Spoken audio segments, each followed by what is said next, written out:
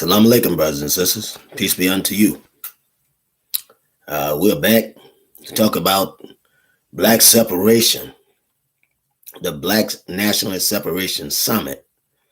And not only that, but we are commemorating our sister, Dr. Ava Muhammad.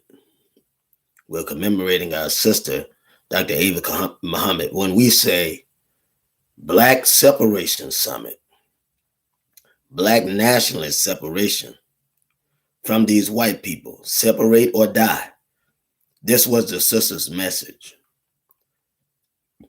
With her seeing everything that is transpiring, everything that's going on, the sister stayed constant in her teaching, exemplary in her deportment. She stayed ready, steadfast, unmovable, always abounding in the work that God had indeed set in front of her. And brothers and sisters, emotionally, it is a sad day, for our sister is gone from us. She is gone from us physically, though she be with us spiritually. And as mortal men, as mortal women, we feel the pain of that loss. We indeed feel the pain of that loss. And so it's with a heavy heart that we recognize our sister, who was just amazing for us, exemplary in her work and what she did for the Black community. You can't repay that. The hours of dedication, you can never repay that. None of us can ever repay what the sister truly done. We just can't repay it. And with all of the work in her years, all of the work, we still have brothers and sisters bickering and trolling organizations that are trying to do right, trying to do the right thing. Now, brothers and sisters, we have to admit there are those out there, they're not doing anything. They're literally taking up space as leaders in the Black community. I would be the first to admit that. But there are so many others that are fighting for justice, fighting for equality, not expecting the camera, not pulling these shenanigans and wasting time and distracting. There are those of us that are standing for a true cause, that are organizing to mobilize against this white man, the enemy of the planet, the perverter of all things good, the liar and father of lies, and the devil of this planet. Literally, the white man is the devil of this planet. There's no other race, as you search all the four corners of this earth.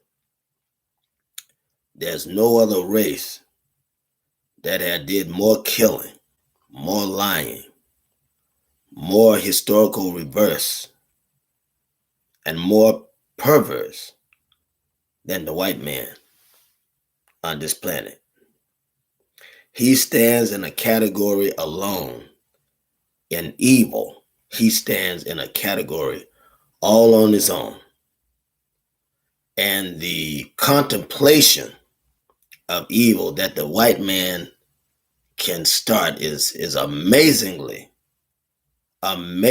foreign to the mind of peaceful people. You and I are peaceful people. We're loving people. We won't even come to violence until we're pushed. And after 400 years, brothers and sisters, I think that's long enough for us to start pushing back. I do. I think it's long enough for us to start pushing back. We've had some things to happen. Many things that happened since our sister was assassinated. They're trying to bring, I don't know how many stories ahead of us to cover and to block out the information about the assassination of Dr. Ava Muhammad. And I say that because I believe she was assassinated. We just don't know who the key players were yet. But we're investigating. We're certainly investigating. Because so many of our leaders have been killed, and you and I have not been impressive in studying the research. Now, in earlier years, I helped Dr. Steve Coakley research the death of Dr. Martin Luther King Jr. And this idea of a lone assassin, the idea of James Earl Ray. When we started the investigation, we began to use a process of elimination and to write down the actual facts of what was happening in the organization at the time of Dr. King's death, what was happening prior to that, and who were the key players in effective troublemaking, mischief making. And brothers and sisters, I tell you, all you got to do is research, and eventually you will find it. You don't have to be a genius to do research. You don't have to be a genius. You could be a noted fool and come to the same conclusions that we've come to when you begin to know your enemy. You don't know who your enemy is? Your enemy is the one that brought you here, brought your ancestors to this land that Africans already own, put you on the coastal regions so he could enslave you. That's your enemy. That's what he did. And if you fought and he couldn't win to keep you in slavery, then he was close enough to the water to go back. You have to understand that. But your enemy is the one that brought you here. Your enemy is the one that put you in slavery. This is your enemy. It's not your friend. I see a lot of people that, brothers and sisters, it's shameful in this day and time that will label a white man as their friend now, or a white woman as their friend. Now, let me tell you this. If there's a job for you to do, you're going to get paid money for doing that job. There's no sense in you kissing the white man's ass. Did I just say that? I think I did. There's no sense in you kissing the white man's tail. There's no sense in you doing that. Brothers and sisters, the man can't make it without you. He needs you. When is that going to get through your head?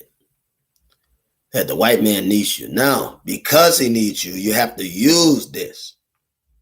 This has to be used as an advantage in your corner of nationalism.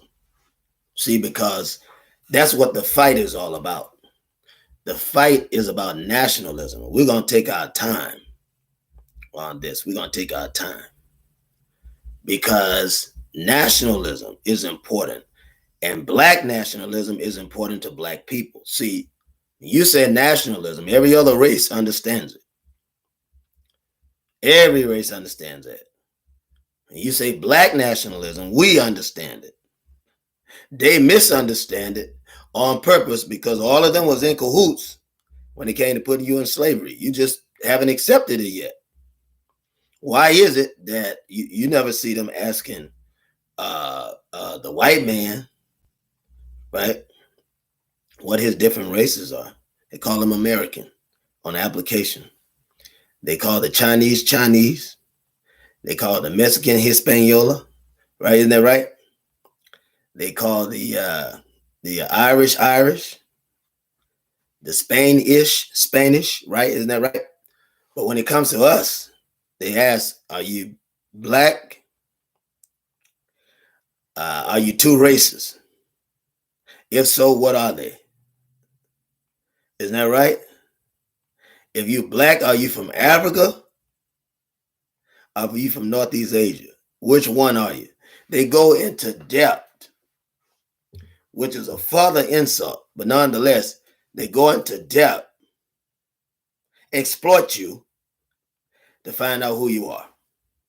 And all this does is give them information. That's the only thing application does. Give them information on you. It is literally a document where they ask seemingly ignorant questions. Seemingly.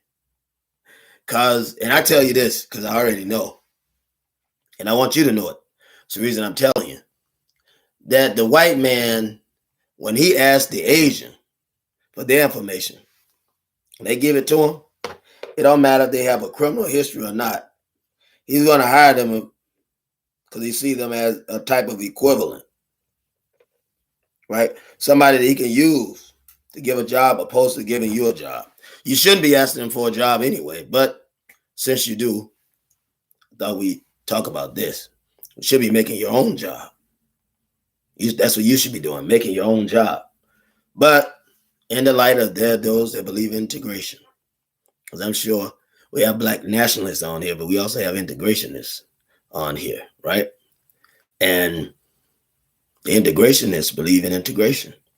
The black nationalists believe in black nationalism. And we will work as black nationalists, get hired as black nationalists. Our ideology has not changed. But I caution you, brothers and sisters, to pay attention to the application that you sign. If you're not strong enough yet to form your own company, or go to your brothers and sisters, you can get 10 of you together, you can all make a donut shop. If you get 20 of you together, you can all start a renovating houses business project. So, just a matter of how you're looking at things and how well you can function together. You take two people, they could create a lawn service. Isn't that right? You take two accountants, they can create a tax association and accounting firm and all these other things. So you get the picture. You get the picture. You get a nurse. She can open up a health birthing center. Isn't that correct? The OBGYN can open it up. RN with experience can train doulas. And then you also have doulas that can train RNs, right? Because the day is coming when, if you know, the midwife training is on its way out. It's on its way out. So because the doctors are going to totally take it. So they're trying to license doulas now, certifications. That's what they do. They learn this stuff from us. That's why we've got to stop joining in with these people with natural birth. The white people don't know how to deliver babies. They created all of these tongues and everything else they create to try to reach children. They do all of this stuff against childbirth. They do it against childbirth. And you should see how the white man pull the head. I mean, literally pull the head out of the dilated uterus. Pull the head out. And literally pull it. It looked like it could almost come off. I mean, these people will not let the body do the job. They work against the body.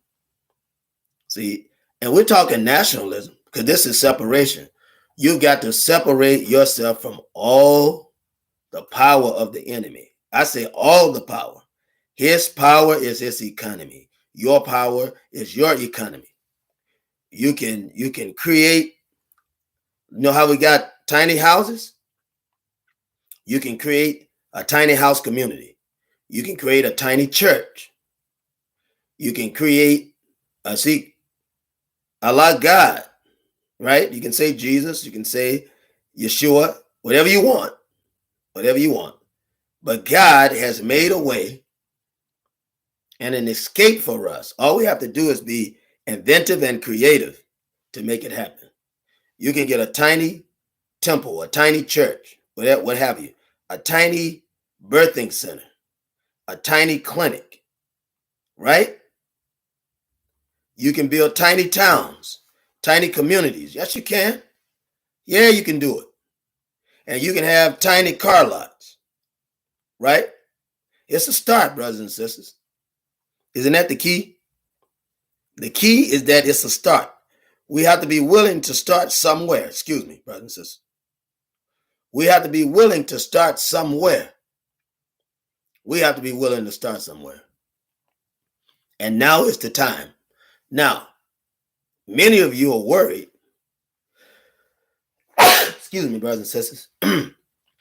Many of you are worried that you can't pull this off. And I'm here to tell you that you're already doing it. You're running the white man's business. He don't have a plan or design. to run his business. He don't have knowledge to run his business. He use you to do it. You're running his business with the knowledge that he doesn't have. It's the same way with gardening. The white man couldn't plant. The reason why he got you to work on a plantation. Isn't that right? And you could reap what you plant. You are used to it. It's part of your habitat. You have to understand that. You run the labor force. You run it. There's no labor force without you. Even if it's independent business, there's still no labor force without you. You run it. Every business in America, every administration in America have to have somebody black to run it, because these different levels of plantationism. Plantation, you get into the ideology of plantation. It wasn't just working in the fields. That was a small percentage of it. There were plantations that build houses, trying to get you into the mind of this devil, this demon, right? The devil and demon mind, get you in the mindset. There were plantation owners that were contractors in building houses. They didn't know how to do it, but the black man knew how to build it. So they learned from the black man how to build structure. Excuse me, brothers and sisters, don't you know that Benjamin Banneker set the design for Washington, D.C. downtown? He called it the Constellation. The way that the buildings are set, Benjamin Banneker did that, the design of the setting of the buildings. He did all of that, all on his own, all on his own. He trained other individuals in the art of building and what he called placement, district placement. He built Big Ben clock tower, and he built watches, right? That's why it's called Big Ben for Benjamin Banneker. Benjamin Banneker. That's why they call Big Ben in England, because Benjamin Banneker helped organize and build that watch tower. That's what it's called, a watchtower. Some call it a clock tower, but it's a watchtower, right? He built the small watch. His plan, his design, understanding of gears, understanding of engineering. You have to understand that. Understand how great you are. We are great people with the intelligence. That's why God has not what? Given us a spirit of fear, but of love, of power, and of a sound mind. Right? Love for creation. The power of God. The power of God and a sound mind. Excuse me, a sound mind. So brothers and sisters, we have to understand that we can do this, and we've been in bondage far too long. We have the answer to our salvation. You and I have the answer to our own salvation. We don't have to ask the white man for the answer. We have it. We have the answer to our own salvation. But we have to separate and come from among these devils and hypocrites, demons, satanic forces, right? We have to come out from among them. There's no exception to the white man. He's a liar and the father of lies. He's a perverter of all things good.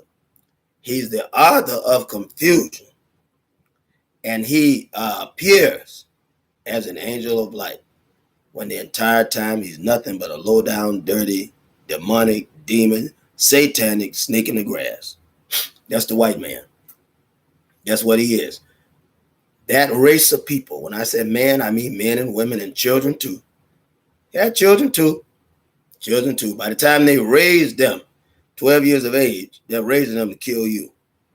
The only thing you're not doing is raising your children to kill them. And we'll talk about that.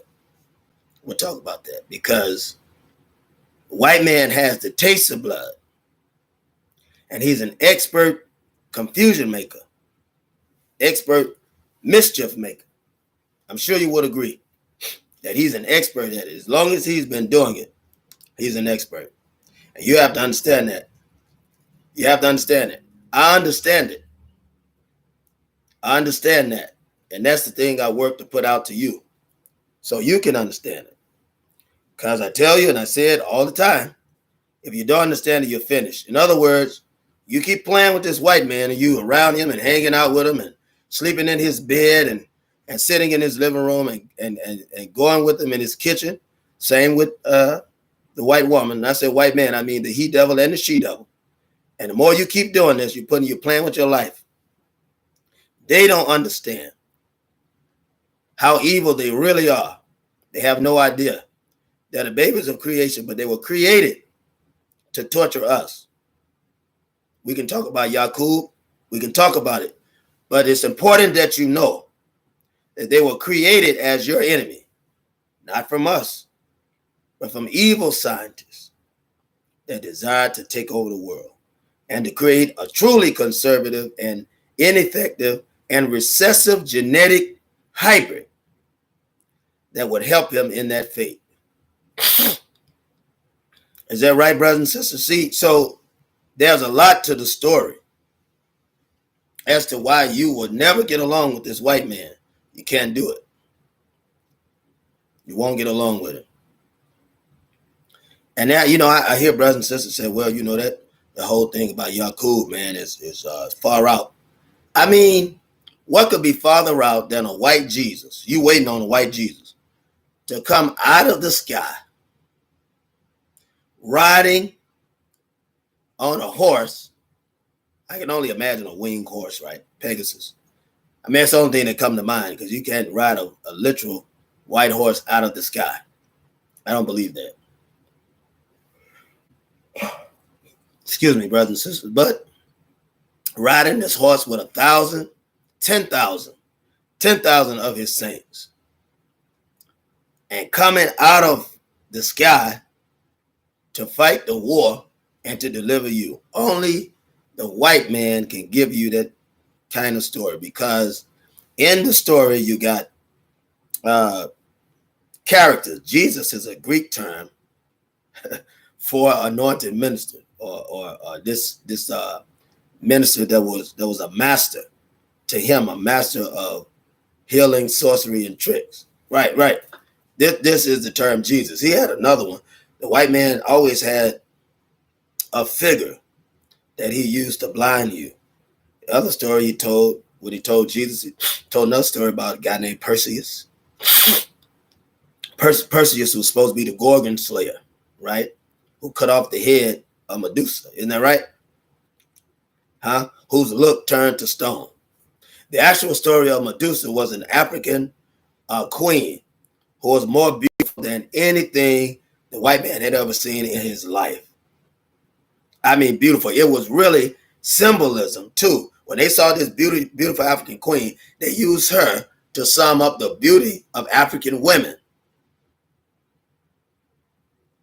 But see, they had to create a false narrative to this, and it would make the African evil, right? It would make us dehuman.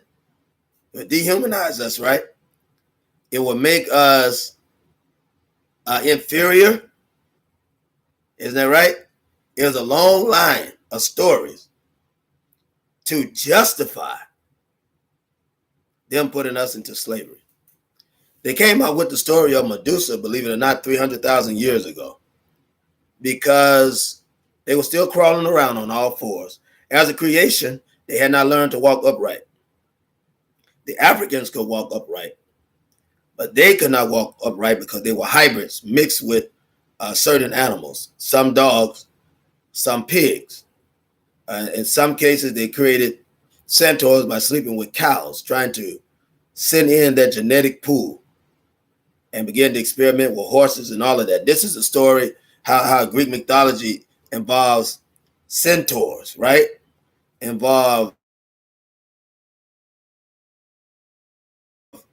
Which is right. They're freezing my screen as we speak to try to stop this story. I just want to tell you about how evil this man is. The white man is like no other. The evil that comes from him could never be contemplated by godly people. But they are as far from godly as the black man is from white, the colors. So they were sleeping with these beasts. It's called bestiality. See, the white man don't care who he sleep with. When he or she sleep with a black person, they see us all as beasts. Yeah, they see you as an animal. They still believe that they're superior to you, even though the proof is in creation, because you designed and created all of these things that white people couldn't do, and you wonder how. You had a black woman, Vivian Johnson, who wrote the program, literal formula to get a man in space and bring him down safely. They've been using this formula forever. If the black man was so inferior, why would they go to certain lengths to make it so? I mean, from the restroom, separating it, to making a black man and black woman seem like the filthiest humans that's ever been created. Because the white man is not human. He's a type of man. Mankind is a type of man. But the people are incapable of telling the truth. They created a system against you because you're black. Because you go back some 5,000 years ago, to be black meant something, right? I mean, you were in just 5,000 years ago. Just go back that far. You were in palaces. These kingdoms that you were in had ultimate emperors, levels of emperors, right? Then Jesus said, my house has many mansions. If it were not so, I wouldn't have told you. He's talking about the hereafter. He wasn't talking about in heaven. No need for palaces in heaven. You can't, there's no need for floating palaces in heaven. Now we have the mothership, mother plane is there. But he's talking about on this earth. In my Father's house, this earth, I have many mansions. In other words, I own it all. The cattle on 1,000 hills is mine. I own it all. And in the hereafter, right? In a place, in a world, right? Because Jesus said, my kingdom is not of this world. What he meant was, he wasn't talking about the esoteric world, although there's a connection to the esoteric, to the physical. Everything that's happening in heaven is happening on earth. Believe it. The angels are overcoming evil in the heavens, and we get stronger here on the earth as God people. So I want to say that that's true.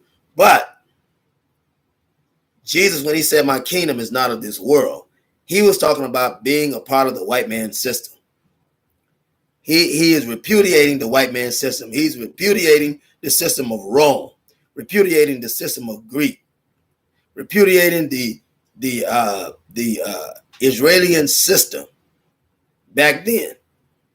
There was no state of Israel back then, but there was those that were calling themselves Israelites, which meant that they had been redeemed. It's the lie to cover the sins of Jacob, who has tricked every race that he ever met. That's right. Jacob was known as a trickster. We call him Yakub. You can't trust him. He is the father of these whites.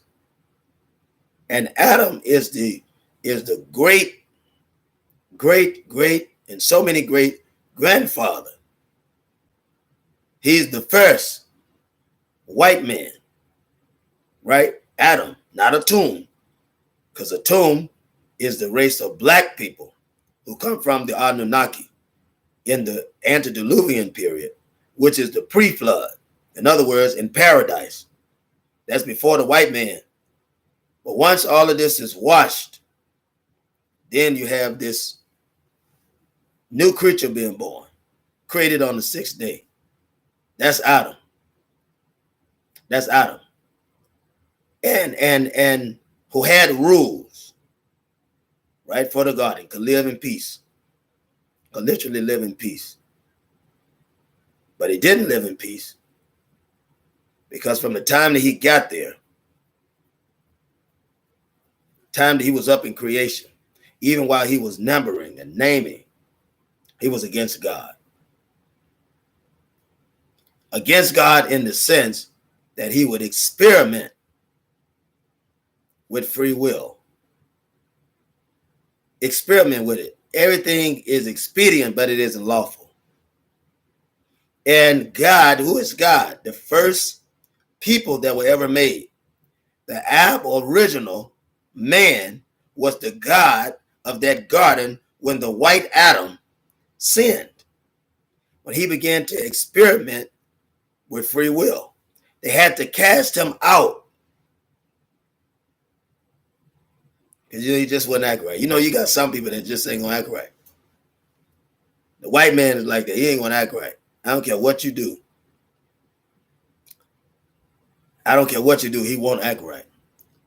This is the reason our sister was talking about separation. With the knowledge and foundation of the most honorable Elijah Muhammad, who's teaching is deliverance, who taught deliverance. The first thing that you have to do is get from among the white man. Come out from among them, O ye my people. Even the scriptures tells us that brothers and sisters have become lovers of the daughters of men, the sons of God, us, the sons of God, who is us, have become lovers of the daughters of men. What men? Mankind. Not a real man, but a kind of man. Isn't that right? Because we have four different articles. We have the human, we have the humankind, right? It's a dissension from being human. You have man, the last level of humanity. This is the albino. So you got the black man, the brown man, and the brown and light man. Then you got the albino. And the last of that creation, which has nothing to do with the other three, was made through experimentation through Yakub or Jacob. And he's known as mankind. He's not a real man. He's mankind. And we have to talk about that because you have to understand that this is not a real man. And so they can't think the way that black folks think. You wonder why their thought pattern is different from yours, why they can kill people right away and still get up, because they're the babies of creation, for one thing. They weren't created by God. It was experimentation of hybridism. Experimentation. And so man had began to sleep with sheep, pigs, and out of that have began to experiment with genetics of decolorization. See, when you read the story of Laban and what he did to those calves, there's a term that comes to mind called chattel, because he didn't have to manipulate an actual calf. Those animals know how to do that. There's no need. This is talking about humans, how he experimented with them, creating races of people in bondage. The Arab slave trade was going on. Isn't that right? The parable of Joseph being sold into slavery was really a story of the history of slavery that had already been started by the white man. He was literally kidnapping people from Africa and mating them to produce these hybrids. All of them that were spotted meant that they were interracial mix, right? So you separate the light from the dark. You kill the dark, or either he keep the dark to put them in a worse system of oppression, and Jacob would keep the lighter one. And he continued to do this, a term called splicing, so he could create this race. The whole purpose of that race was to be at enmity with the black race, so that Jacob could rule over these people. And that's why you have the one that calls himself the white Jew, not a Jew at all, right? No more than he's white. It should be called pink people. I think we should call them pink people. But this term white was to be an extreme against the term black. The term black, onyx, that was used in earlier periods. This onyx color was considered holy. When you look at the Pope is actually kissing the feet of Jesus, a black man, a black Madonna, Mary, literally kissing the feet, hand, and face of the Black Madonna holding the Black Messiah, right? Which, when we say Black Messiah, we mean every male child born that will stand in the admonition of the Lord, and every Black female child born that will submit herself into family, unto a husband, and unto God. This is the Messiah. You can't have one without the other. You have the man and the woman standing beside each other. For the woman was created to be a helpmeet to the man. And the man was created to not just lord over the woman in the sense of slavery. That's a misinterpretation. But he was created to love the woman and to sacrifice himself for her, just as they were taught, right? The priests would do for the people of the church, or the church, which are the people, right? Jesus is identified as the last high priest. A male in his family is explained as a judge of his own family. The term Elohim, right? Allah, Eloi, right? So we have to be wise about the trickery, the technology that the white man was set out, brothers and sisters. We got to be wise. And that's the reason why we have to explain this. We have to get the foundation of what's going on and understand what was in the mind of our sister, right? Or close to it. Because you're talking about a brilliant sister. What was in the mind of our sister when she talked about separation or death? Black separation. Get away from these white folks or you will suffer death. Because the white man is in a sinking ship. He couldn't change it if he tried. He's trying. There's no way he can change it. He's about to disappear from existence, brothers and sisters. And never to come on the scene like he's come in the last 2,000 to 3,000 years. Never come on the scene as he did 7,000 years ago. He can never come on the scene. I mean, he came out killing. Didn't Cain kill Abel, his own brother? His own brother. This wasn't a white man. It wasn't a black man. This was the white man that did that. It's the white man's history to butcher a people, butcher his own people. It's his history. Every man's hand is against him, and he's against every man. In other words, when they find out who he is, they don't want to work with him. Now, they'll have you to believe that the black man is cursed. See, you're sticking close to the white man because you believe what he says. When the white man says you're cursed, you believe it, even though God is showing you different. God is showing you different all the time. God is showing you different. He's showing you that you are superior to the white man. God is showing you that. But you have been seduced into believing the white man. And in the light that you've been seduced, brothers and sisters, in believing the white man, then you've been seduced in feeling bad about yourselves and really into self-hate. And you wonder why black women can go get butt injections when they already got big butts. They're doing it to identify with the white woman. Isn't that insane? That the white woman is taking fat from her stomach, fat from her neck, fat from her head, and every other place, and having it tucked in her butt on both sides. And after that, getting shots to massage it and break that subcutaneous layer up and spread it out so that she can have a big butt. She don't even look right with a big butt. Look crazy. But this is her desire to be black. She'll sit in a microwave. Now, these are the same people that are killing you. So I'm telling you, these people are insane. The white man is indeed insane, brothers and sisters. He's insane.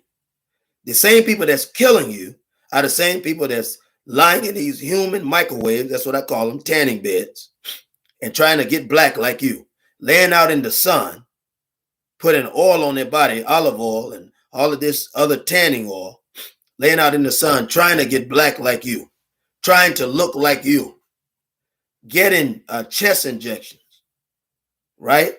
Having extra fat added, trying to look like you, doing their best to look like you.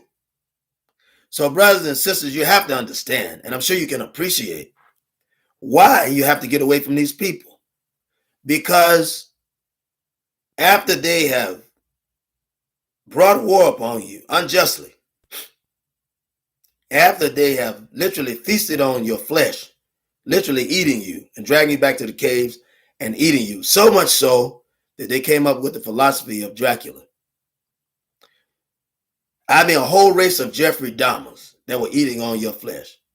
After they had kidnapped you and mated you like animals, like cattle, so that they could eat your children and raise other children up to work in the field and mate with those children and eat those babies. After this is physical, after they've done all of this to you and I, brothers and sisters, then they came down in slavery, put you in slavery.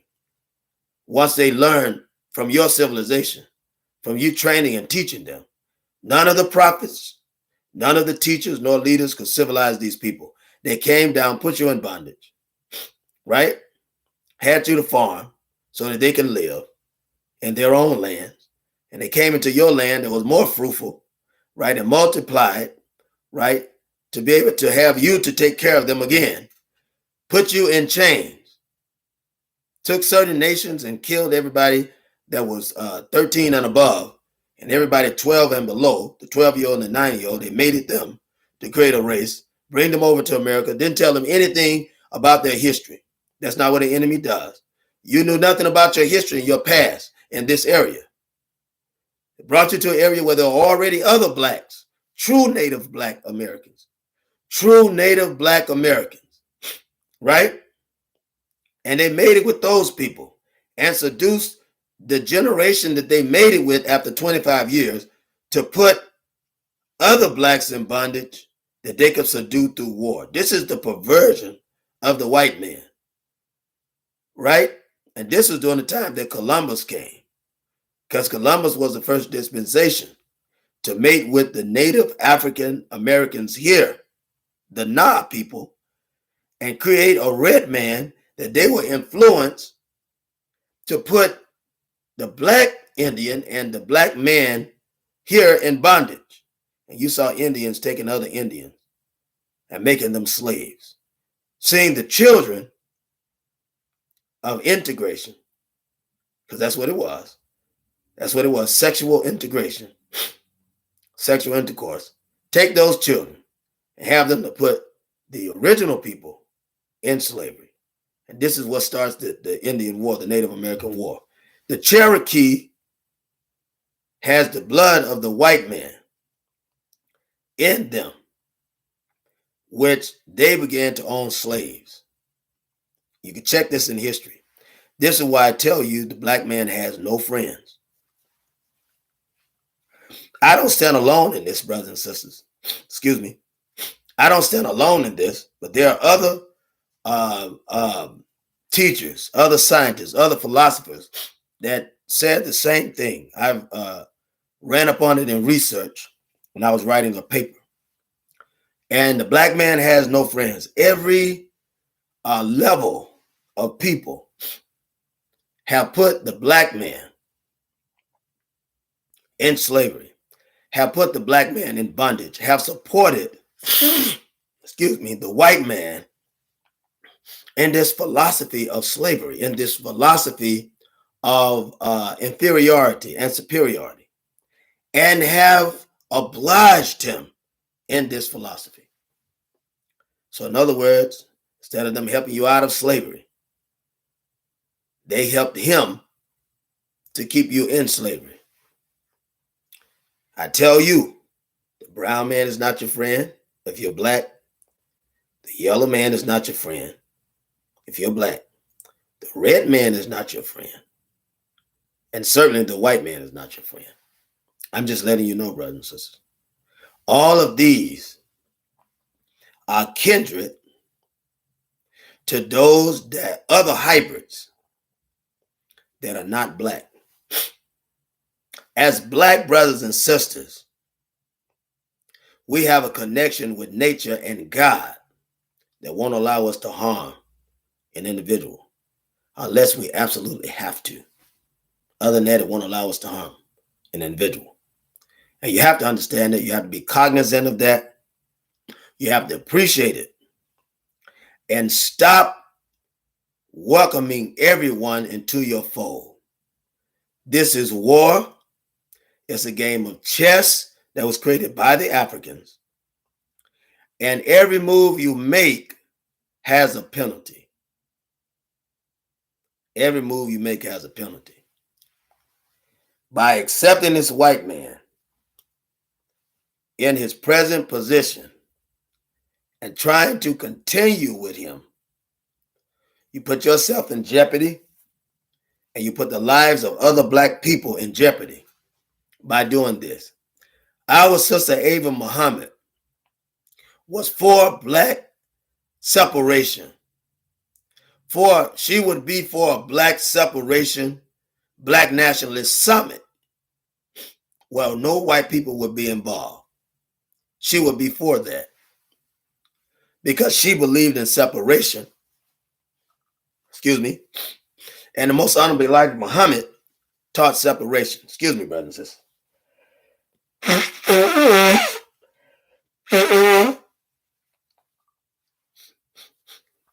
Thank you very much. He taught separation. And the only way that you and I are going to make it is to believe in the philosophy of separation and the philosophy of black nationalism. They go hand in hand. Hand in hand. What I want you to understand is that the white man and the black man together won't survive. They'll destroy each other. And the white man has been destroying you the entire time. Now, the black man will begin to destroy the white man. You'll see it. You're starting to see a glimpse of it. You remember the DC sniper. The DC sniper, John Allen Muhammad, was the first clearest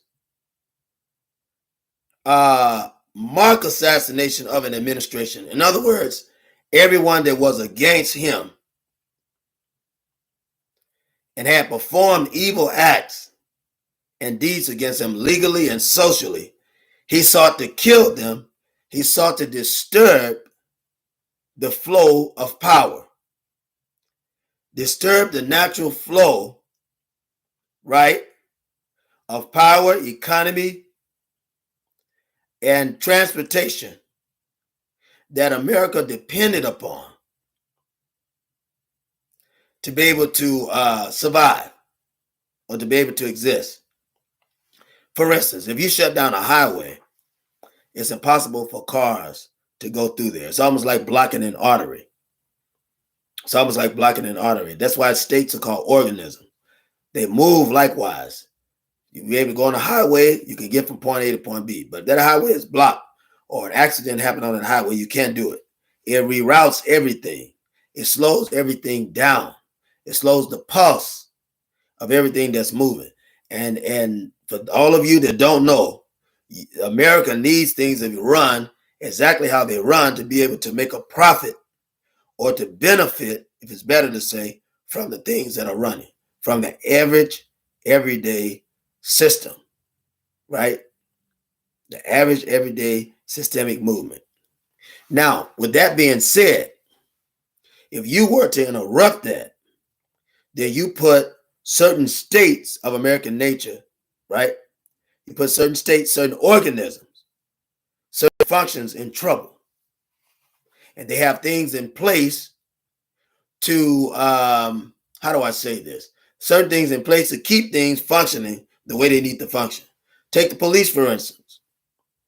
They are an occupying force for the white power structure. You have to understand that.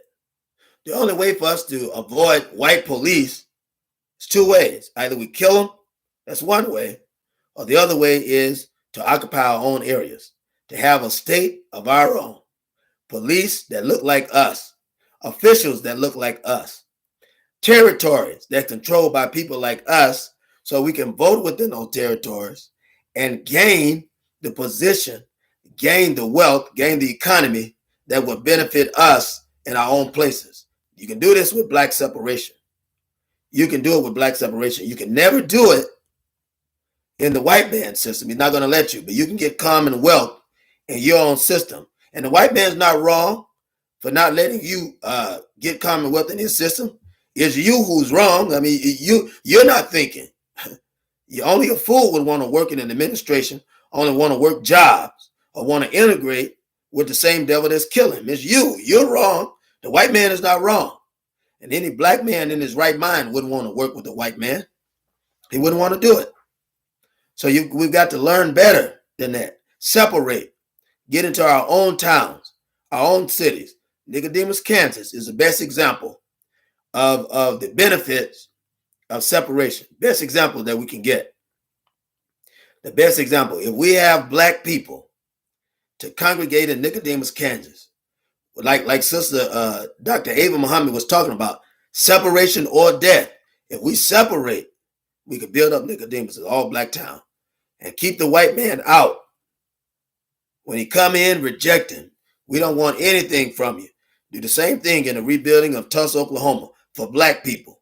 Get the white man out. Get out. We don't want you here.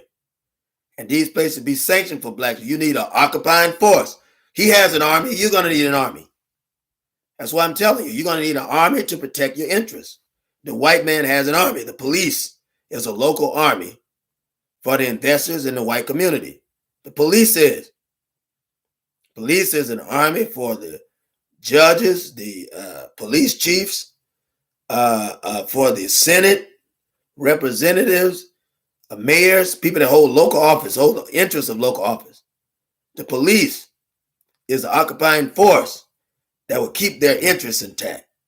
And when we build up our own cities, our own towns again, we will have our own black people to be occupying forces for those areas. Now, with that being said, you think the white man is going to let you separate from him, from his plantation, to go to your own plantation? Come on.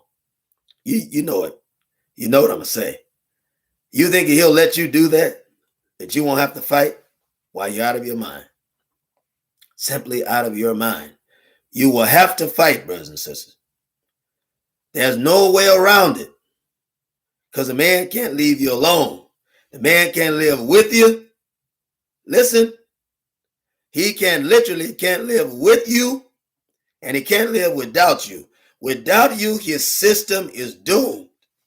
Slavery could have never been the type of organization it was in the physical sense without you. It wouldn't have lasted in the transitional sense without you. Past slavery, like present day slavery, couldn't make it without you. And the labor market couldn't be successful without you. The man cannot live without you. Can't live. He can't live with you. Proof of which he's killing you every day. You see it? The white man is killing you without reason, without cause.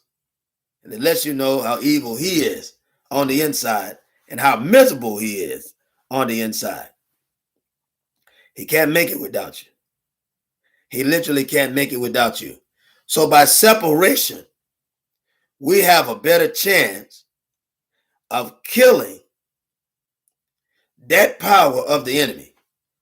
Because right now, by integrating and living in the society of the white man or under oppression in the society that the white man's own, you're like batteries to a machine. You're like the power source to a electric plant. You like the power, whatever you want. You're the power source, like a plug, a major plug that runs the white man's machine. That's what you and I are like, right? And you plug that plug into the source, which is us, then he's able to run that machine. But if you take the power cord out of that source, the white man can't run it. The white man can't do anything without you. He can find fuel, gas. He can find oil. He can organize it. He can separate it. He can make it a power. He can't turn oil into impulse or plasma. You can, but the white man can't, because you understand how that works. The God in you, the design, you have a blueprint and a design in you, black man, toward all knowledge. All knowledge. You have that inside of you. The white man doesn't have it. You have it. You've got the knowledge of God inside of you. But you've got to remove the white man. You got to remove him. He's not God. He desires to be God. And his satanic desire to lord over you as a God. But all he was doing was blocking you. Isn't that right? From the true God power. Because if you're pointed to the true God power, a perpendicular line, a truly perpendicular line, then you can get the source of God coming right down through your limbs and be a conductor for the power of God. Brothers and sisters, that's what you and I are.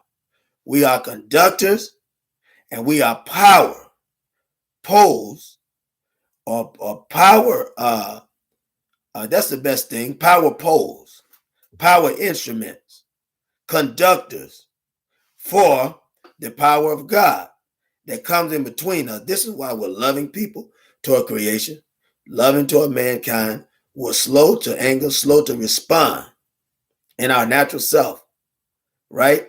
And we welcome everyone. That's the power of God. For love, all men shall know what? That you are my disciples. Jesus wasn't the first one that said that. God said it. And Jesus is repeating what God says. He's not speaking of his own accord, but he's speaking of the Heavenly Father's accord. What Heavenly Father?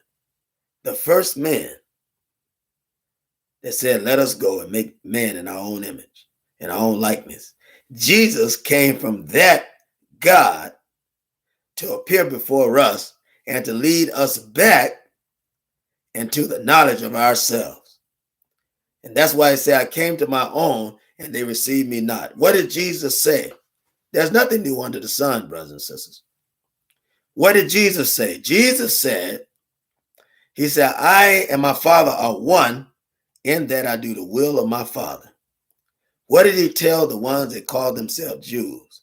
He said, you say you're Jews, those that say they're Jews, but are not, but are of the synagogue of Satan. What synagogue of Satan? The white devils of this planet who are conditioned, created, organized, and mobilized to do evil against the true people of God, which is you and I. We are the true people of God, but our God power can't be actualized until we come out from among this man who is blocking our God power on top, bottom, side, and side, because we together collectively will empower one another. Isn't that right? We can literally send energy and power to one another, encouraging one another. Is that right? So, brothers and sisters, we have to understand. Greetings, Brother Larry Moore. Brother, the brother said, Brother Larry Moore said, is that bad, brother? You here by yourself? Brother, we have to be wise enough that we're not moved. We have to be wise enough that we're not moved by numbers. The important thing is to keep it going. That's the important thing. I was here earlier today. There were enough people certainly here as we talked about our sister Ava Muhammad. I'm also acknowledging this is Saturday, so I'm sure brothers and sisters are taking some time off and have some things to do. But the key thing is that this is being recorded, and that's important. We can't do things for crowds. Can't do it for crowds. We have to do things in righteousness, and we have to be right and exact. And the key thing is that this is being filmed live So when it's played, other people will hear the message. And if it touched one person, that's good. If it touched 200, that's good. No matter who it touches, eventually it will touch someone that's saying this truth. Because the truth needs to be gotten out to the right person or the right people. And those people will be able to move on it. That's the design of God. That's the design of God. The word said, be instant in season and out of season, reproving and rebuking. Isn't that right? So it doesn't matter the amount of people. The fact that it's being recorded, and I've said this over and over again, eventually when the time is right, God will use it and be able to get this message out to the people. So as we talk about black nationalism, our sister Ava Muhammad was complicit that we need to separate. She was complicit that we need to stand. Complicit that we need to be steadfast and unmovable, always abounding in the work of God. The work that God has put in front of us. What is it? He tells us to come out from among them, O ye my people. Come out. Come out from among who? The heathens, the devils of the planet, otherwise known as the white man. He is evil. He is the devil. He's evil. Everything that he does is against you. He's a perverter of everything good, the author of confusion. That's what he is. That's what the devil is.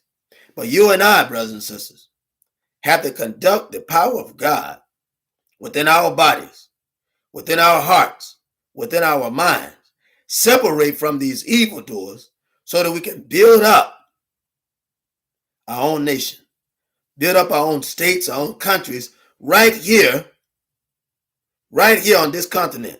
We'll take states and remake them as countries because these states are inferior to countries. Statisms are inferior to countries. And we have to understand that.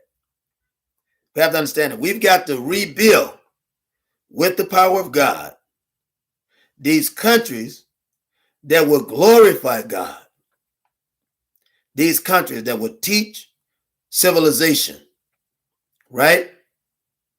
You know, you have a civilization class taught in the Nation of Islam. Muslim girls, civilization training. You know, black, at one time they had home ec, right? Home ec, home economics education that was taught in the black schools. It's the same thing. You had Bible study that were being taught. When you teach these things, then you're getting away from evil. When you teach these things, you're getting away from bad teaching. You have to unteach children to be on drugs. This has to be untaught. You have to unteach drinking. You have to unteach drugism, unteach prostitution on a grand scale. We have prostitution on a grand scale here in America. Illicit sex as a grand scale here in America, brothers and sisters. And it's because we are still integrated with the enemy, right? We have misteaching, miseducation that's being taught on a grand scale. Why? Because we're still integrated with the enemy. We've got to come out from among the enemy. We've got to come out. We've got to come out from whiteness, right? Which is devoid of color, right? Devoid of shape, devoid of form. And we've got to go back to our first understanding of God, who God is. And understand when we look in the mirror, we're looking at God. That we belong to God, that we are God, right? And we're here to do his will. We're here to do his wonderful and perfect will. We have to understand that. That's our purpose, brothers and sisters, to use every advantage that we have on this earth to fulfill the prophecy and the knowledge of God so that our brothers and sisters will understand. We'll never do it with this white man.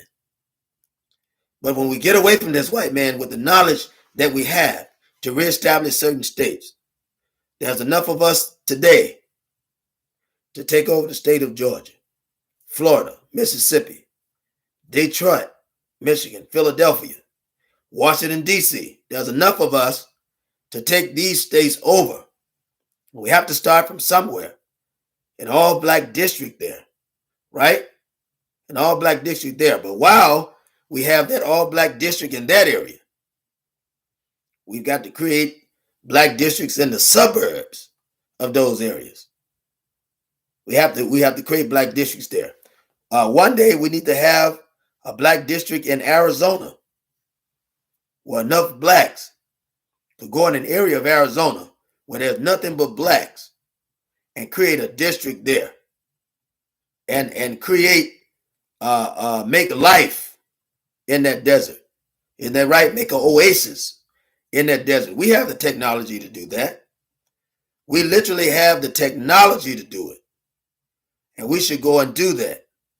It's time for us to actualize these things. We should go to New Mexico and set up a all black district there, a suburban district, set aside from the black district that's inside of the city. We need to be able to have an eye within the city to understand what's going on there, to have knowledge of what's going on there. And then we need to also have our true district in the country, out in the suburbs, way out, so far out that we can see the enemy when he's coming and be prepared, because we'll have an army there too. And if we can take groups of 100 people, no less than 25, men and women that are willing to populate and are willing to invest in these areas to build them up, there's nothing that we can't do. We need to have an all-black area in the suburb of Utah. Same thing in Wyoming. All of these other areas. Same thing in Florida. But when we build these things up, when we separate to build these things up, we've got to have, in that separation, we've got to have a mentality to get an army. Always remember what happened to Tulsa, Oklahoma, and about 100 different black cities that were in America. I believe we had 500 in all that were in America, and the American government bombed these areas. So we'll have to be very strategic in building these areas that we're in, and we have to have armies and have to use the full length of present and future technology to be able to combat the government, which will come again to try and destroy what we have. But this time will be the advantage and the advancing government, because the white man is dying in population. And Allah is with us. If we stop mating with this white man, we're mating with him and creating other people. We're giving him a life extension by mating with him. What do I mean? We keep integrating with him. You can't see clear to kill him like he's killing you. He's killing you. The white man is killing you. He's saying peace on the one hand when he's causing you confusion all around. And you have to understand that. Our sister Ava was talking about separation. She said separation or death. There was no Muslim, with the exception of Dr. Khalid, that was talking with that knowledge, with the exception of Dr. Khalid and Silas Muhammad, that were talking with that knowledge. Absolutely, these three was in a class of their own, because Farrakhan is busy saying today that the white man is his friend. And because of that, you have O'Malley Yeshiteli. Because of that, you work to weaken the strongest organization known to black men, the Nation of Islam, under the Most Honorable Elijah Muhammad. And every wind and doctrine will be acceptable. But if you keep to Muhammad's teaching, these things will die out. We got to keep with the teachings of the Most Honorable Elijah Muhammad. And he says the white man is the devil. Sister Ava was complicit. The white man is the devil. Dr. Khalid Muhammad was complicit. The white man is the devil. So you got Dr. Ava Muhammad and Dr. Khalid Muhammad saying the white man is the devil. You got the Most Honorable Elijah Muhammad saying the white man is the devil. You got Minister Malcolm X saying that the white man is the devil. What further proof do you need? The white man is killing you, right? The white man is the worst enemy that you've ever faced in your life. The white man is still doing you evil. He's still killing your kids, grandchildren, your grandparents, your aunts, your uncles, right? Your brothers and sisters, father and mother. How much more proof do you need to understand how evil the white man is and why you need to separate from him? How much more proof do you need, brothers and sisters? We don't need any more proof. We must accept and understand what is happening to us and why it's happening to us. We have already been freed. Those 600 years of prophetic suffering has already passed.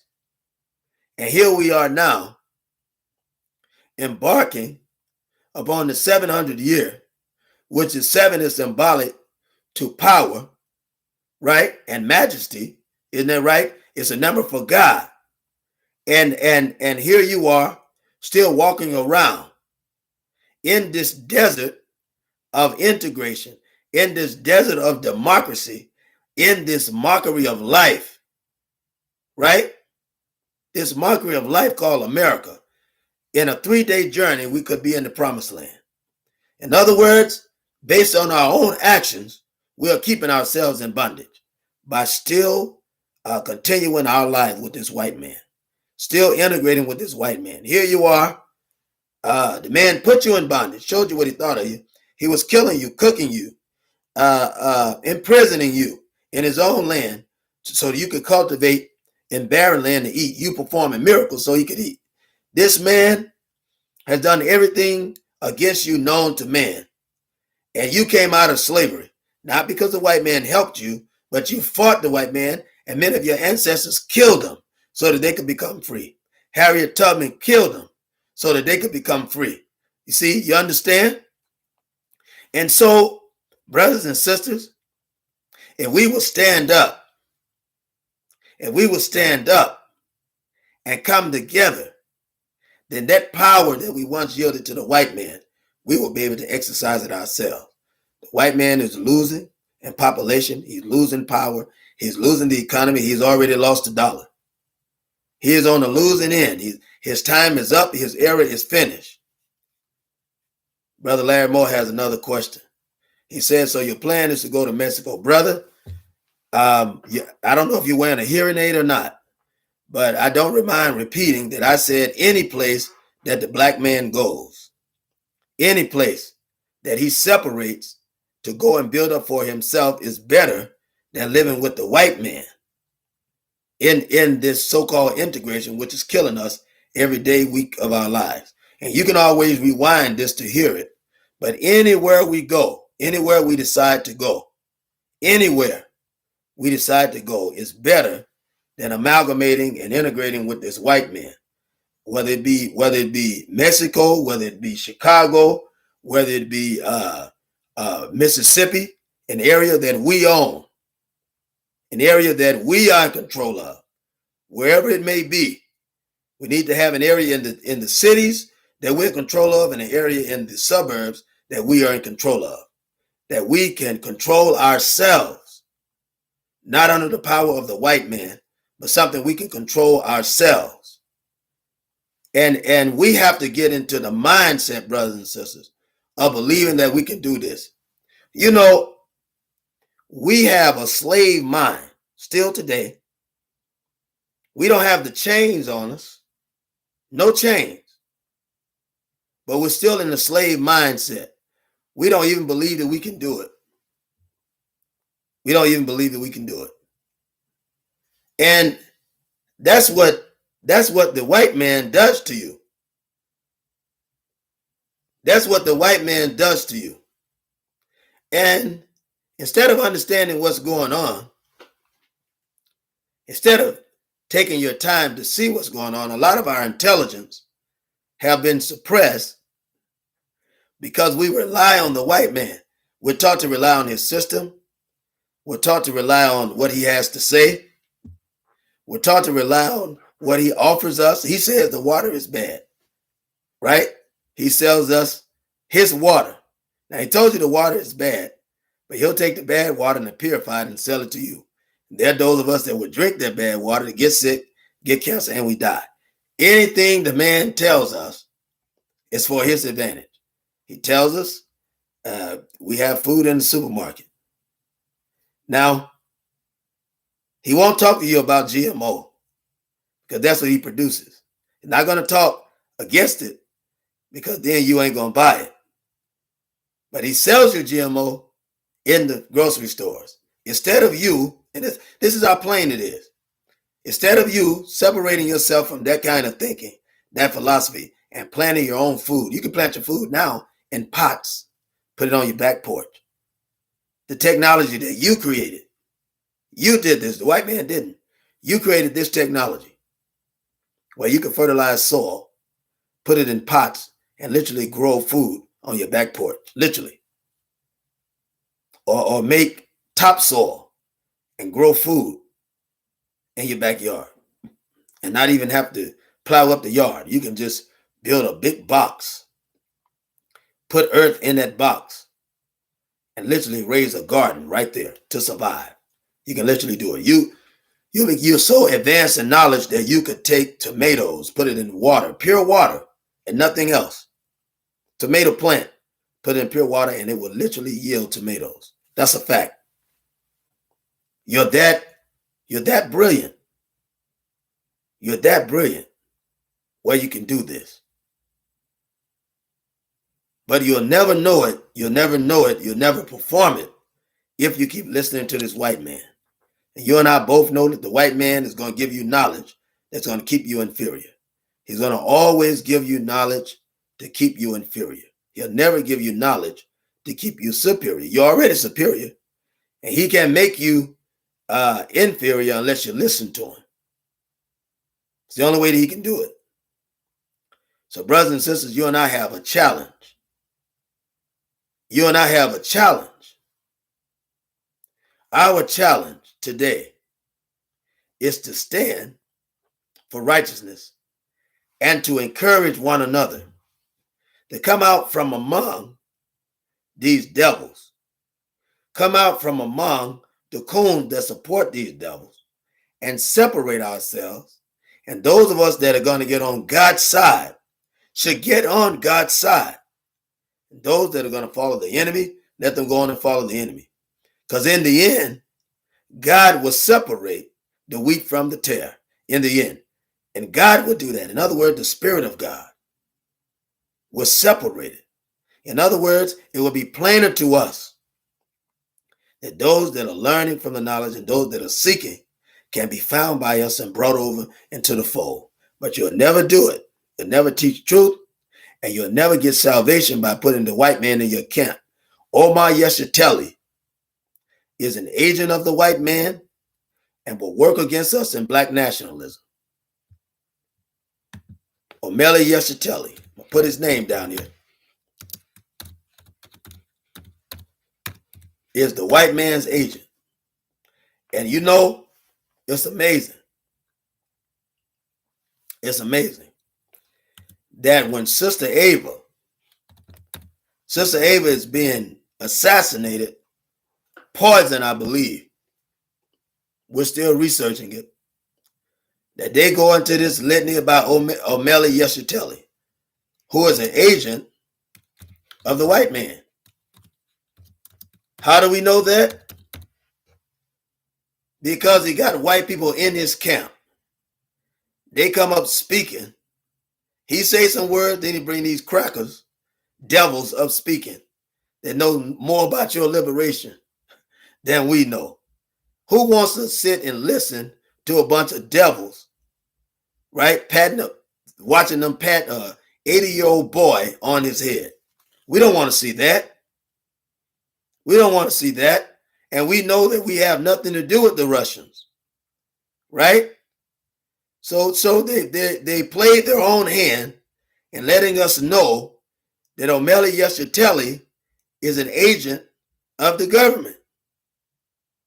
The mere fact of him having the monies to support systems in Russia and other places where white people are, these type of integration, talked about it, integrated forces, let us know that he is an agent of the white man. What black nationalist do you know that's serious about nationalism that's going to allow the white man in his camp? I don't know any. I don't know any. That have seriously let the white man invade him. I mean, with open arms. I don't know any. Maybe you know some. I don't. I've never met a nationalist that is ignorant enough or boldly ignorant enough to allow something like that to happen. I don't know. I do know this, brothers and sisters. We have a job to do, and if we don't do it, it can't be done. If we don't do it, it won't be done.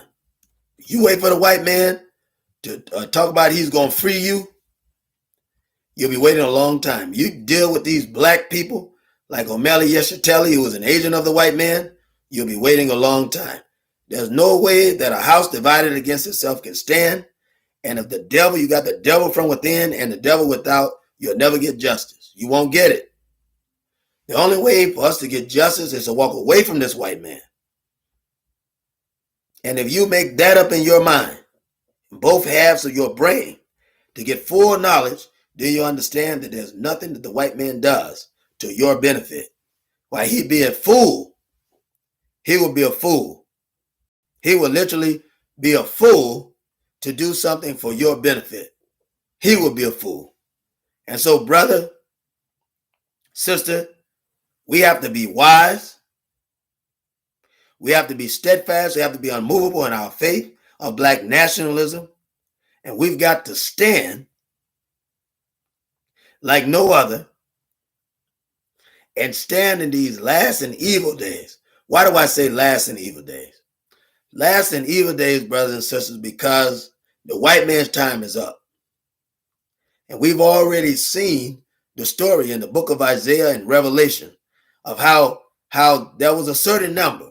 And in other words, the saints were oppressed, right? If you have a certain number, then that means you can't get above that number. This is a sign of oppression, right? It's a sign of limitation, a sign of segregation.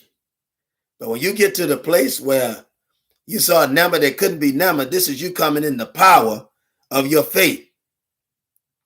This is you coming into the power of your God spirituality, and you're able to make things happen. You and I are able to make things happen with the power of God, but we'll never do it with the power of the enemy. You'll never do it with confusion, mischief makers. You won't do it. You won't do it. You'll never do it with distractions. O'Malley-Yeshiteli is a distraction to us. He's a distraction to us, a distraction to black progress. And already, they're trying to divide us. They're trying to separate us with this whole thing with integration. This whole thing with integration and the whole thing with this collusion, this Russia collusion that black people have nothing to do with. Look, they've even tried to integrate Brittany Griner.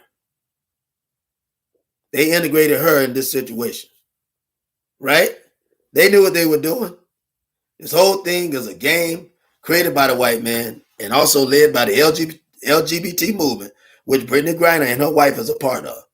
Now, she knew she was playing basketball over there for the Russians, right? The European League.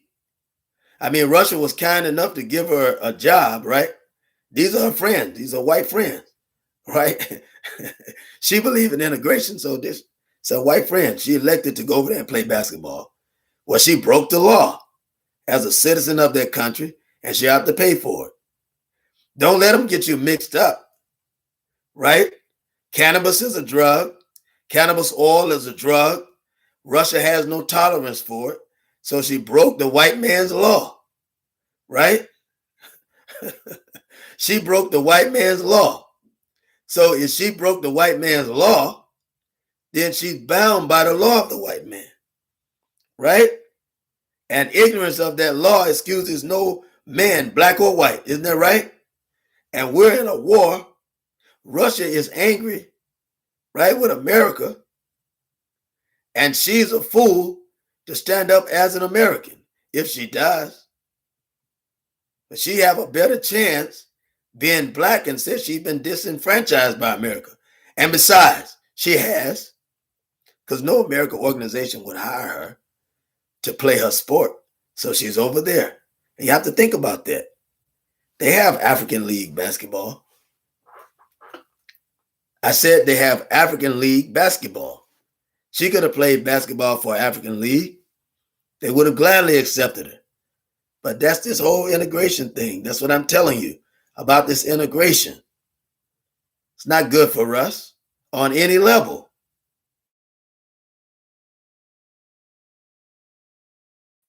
Black people should be with black people. I say again, because they're freezing the screens on me and they're messing with the algorithm of this show. They're messing with it. I say again, she could have played for an African league, could have played basketball easily for an African league with an African agent, which probably would have got her to the American league, right? But she went over there too because she believed in integration, right? Went over there to the white league. Who's running the LGBT? White people, right? Who's controlling these resources? White people are controlling it. What about the Jews? What about these other people? White people are controlling these things. If we come out from among them, we don't have to worry about being controlled by them. You understand what I'm saying?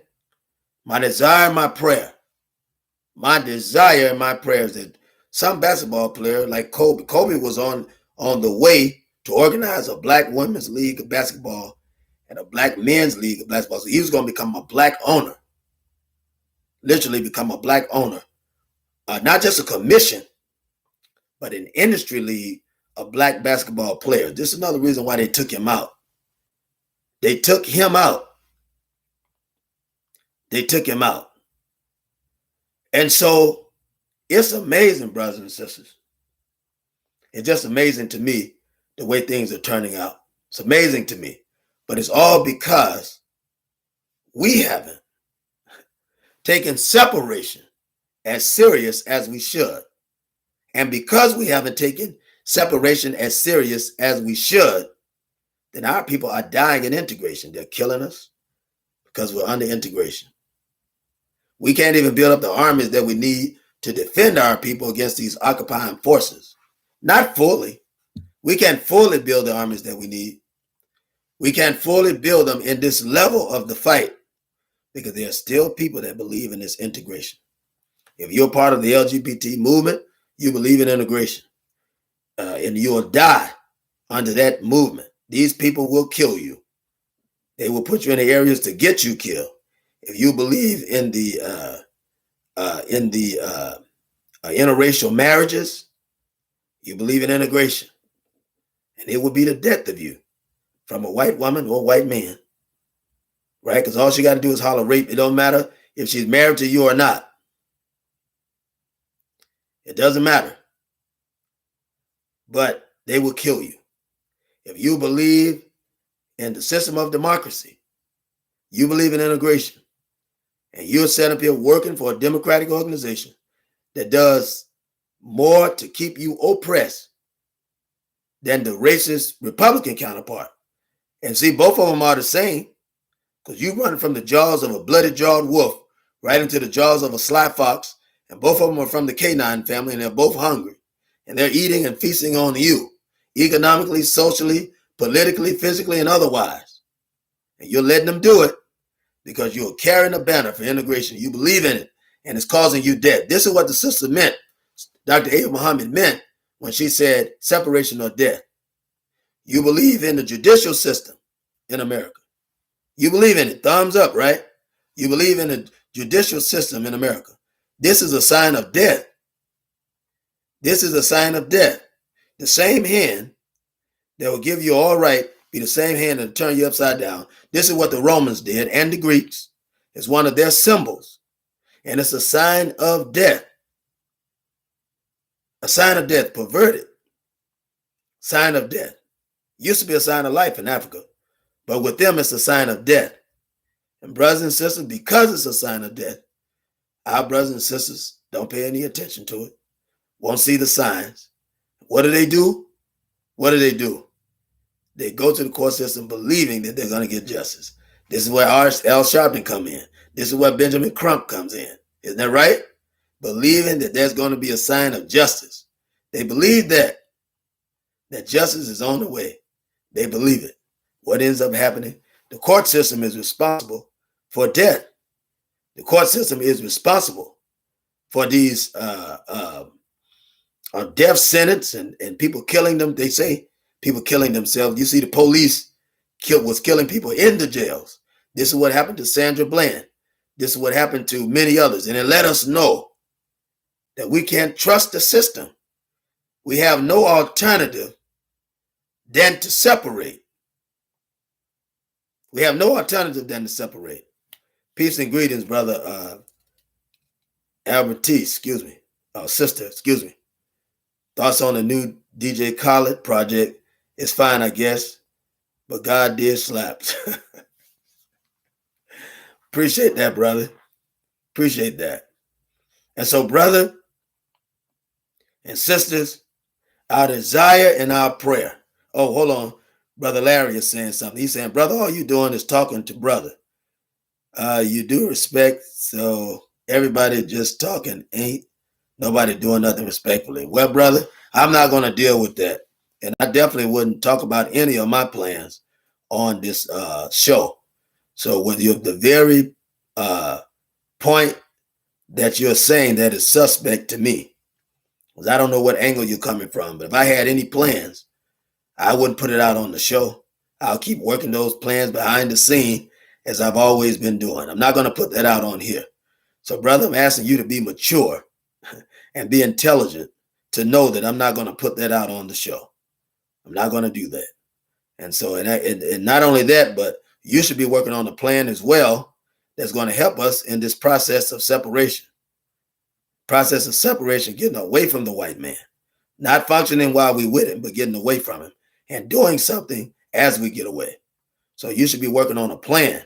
I expect better of you, brother. You should have a plan, and you should be ready. You should be ready in your quiet circles, the individuals that you should be building every day, to talk to them about certain plans to protect our Black communities, the ones that we will build and the ones that we have in the belly of this beast.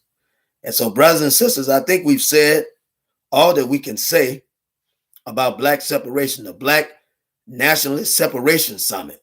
The next time that I come before you, we will have dates and places well ahead of time where we'll be building up to get to this summit. We want to keep it small. We want to keep the summit small. We want to have no more than 4 to 5 representations out of every state. That's it. 4 to 5 representations so they can hear this truth, so they can hear it and come from every state. And once they do that, to send them back. We have to be strategic. Send them back to their individual states to perform A through C. And then after that, to wait to do everything else. So the first thing we have to do is make sure that we're able to sustain ourselves in these areas. And that's our plan. That's our plan. We'll have to carry that out. Now, some states will have a massive amount of people and will be pilot states for our programs. And we will use these things to bring into fruition the very things that we've been planning to bring in to save our people. And this will be our quote unquote arc, right? Our quote unquote political arc to overcome this flood. Is that right?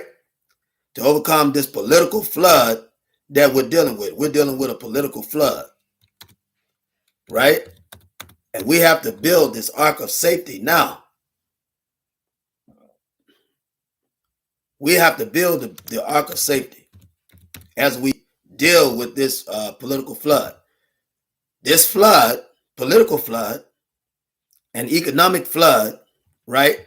The flood that's known by many names, right? The flood that will be felt around the world against all white people. This flood is already killing and taking them out. There's a flood of drugs. There's a flood of alcohol. There's a flood of illicit sex. It's a flood of homosexuality, LGBTQ movement, all of these will be deaths of the white man and any black man that will follow these white people into this abyss of damnation, right? Because this is this act, this is the end of the white man. This is the flood of all floods on many different levels, both physically and spiritually, right? Mentally, psychologically, these floods are overtaking the white man. Many of the floods, in their different perspectives, is causing the white man to commit suicide, causing him to kill his family, it's causing him to act erratic, it's causing many of them to run away from their race, medically and otherwise. That's why they're getting shots and injections in their butts, right? This is a flood. One of the floods that I'm talking about is many perspectives of the flood when you use your intelligent mind. And this flood is wiping them out. They're getting cancer in the butt from these injections. They're getting cancer in their abdominal areas for liposuction. Many of them are dying on the table. Even black people that are doing that, right, trying to be like the white man, are also suffering from this. Suffering from it. And so, in the light of this, brothers and sisters, we're being given right now. We're being given right now the keys to this kingdom. And we have the power right now. You and I have the power to overtake the kingdom. And all we have to do is keep teaching separation, keep teaching black nationalism. It doesn't matter where you are, you black nationalists, black nationalism, right? You can teach it anywhere. You can teach it in the temple, in the church. You can teach black nationalism. You can teach black nationalism in your home. You can teach black nationalism on your job. You can teach it in the streets, street philosophy, right? In all of these areas, you will raise up the black man and black woman from a dead level to a live one, and raise them up to a perfect perpendicular line where they're able to see God for themselves. And brothers and sisters, when you talk to them about God, all you have to do is point them in the mirror and say, you are God, you belong to God, and you are God's. And this will bring the black man back to his senses, connect him back to nature, connect him back to spirituality, and let him see who the real devil is. And once he sees who that devil is, then you have a good blueprint and good design of how not to be. Brothers and sisters, I appreciate you very much. And I said, peace be unto you, if I haven't said it in the beginning. Certainly I mean it toward the end of this show. I said, peace be unto you, and I look forward to seeing you again. Assalamu alaikum.